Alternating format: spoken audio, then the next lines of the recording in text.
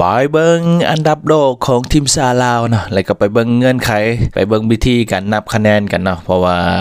ทีมซาลาวเฮาก็ตกลงไปถึง4อันดับเนาะเป็นผลงานที่ตกต่ำเนาะตกจากอันดับที่186ของโลกมาอยู่อันดับที่190ของโลกในปัจจุบันนะถึงทางด้านบรูไนแซงอย่างเป็นทางการก็แล้วนะลาวเฮาก็ตกตามหลังบรูไนกันนะซึ่งวันนี้เฮาจะไปเบิ่งเงื่อนไขนะไปเบิ่งวิธีการนับคะแนนกันละเอียดกันเลยเนาะว่าเป็นหยังทีมซาลาวเฮาจึงผลงานตกต่ำทางมีการคันมา 2-3 นัดที่ผ่านมาแต่ว่าคะแนนมันเสียเนาะเฮ็ดให้คะแนนตกตามหลายนะเห็นให้หลุดอันดับโลกเป็นถึง4ขั้นนะมื้อนี้เราจะไปเบิ่งรายละเอียดถึง2ประเด็นเนาะเดี๋ยวไปเริ่มกันที่ประเด็นทมิตกันก่อนเนาะไปเบิ่งอันดับโลกของทีมซาลาวล่าสุดเนาะทางสหพันธ์บาเตะนานาชาติหรือว่าฟีฟ่าเพิ่นก็มีการประกาศอัปเดตอันดับโลกของทีมบาเตะทรายนะก็คือเพิ่นมีการประกาศอย่างเป็นทางการในวันที่3เมษายน2025ที่ผ่านมานะก็ปรากฏว่าทีมซาลาวเฮาอยู่อันดับที่190นะของโลกปัจจุบันนะมีคะแนนอยู่876.4 คะแนนนะอยู่อันดับที่41ของอาเซียนและกันอันดับที่10ของอาเซียนนะก็คือตกมา4อันดับนะจาก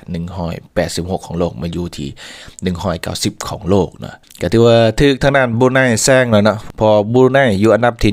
185ของโลกปัจจุบันนะก็คือเพิ่นตกมา1อันดับทางด้านบรูไนนะก็ถือผลงานดีกว่าทีมซาลาวเฮานะก็ถือเป็นครั้งประวัติศาสตร์นะก่อนหน้านี้ที่บรูไนเคยตกตำหลังทีมซาลาวเฮามาโดยตลอดซึ่งล่าสุดก็ถือบรูไนแซงกันนะถือบรูไนถือกัมพูชาแซงไปแล้วปัจจุบันนี้นะซึ่งว่าอันดับโลกของทีมซาลาวที่ว่าตกต่ำหลายที่สุดก็เกิดขึ้นในปี2012เนาะตกไปอันดับที่210ของโลกในตอนนั้นนะส่วนอันดับที่ดีที่สุดของทีมซาลาวที่เคยเฮ็ดได้ก็แม่นอยู่อันดับที่134ของโลกในปี1998นะก็ถือมีขึ้นมีลงแต่ว่าปัจจุบันแม่นเริ่มลงหลายเนาะเริ่มลงกันเรื่อยๆนะส่วนอันดับอื่นๆเนาะอันดับที่1ของอาเซียนก็ยังแม่นทีมชาติไทยนะอยู่อันดับที่199ของโลกและก็อยู่อันดับที่15ของทวีปอาเซียนนะอันดับที่2ของอาเซียนก็เป็นเวียดนามนะยับขึ้นมา5อันดับนะอยู่อันดับที่109ของโลกแล้วก็อยู่อันดับที่19ของอาเซียนนะส่วนว่าอันดับที่1ของโลกก็ยังเป็นทางด้านทีมชาติอาร์เจนตินานะมีคะแนนถึง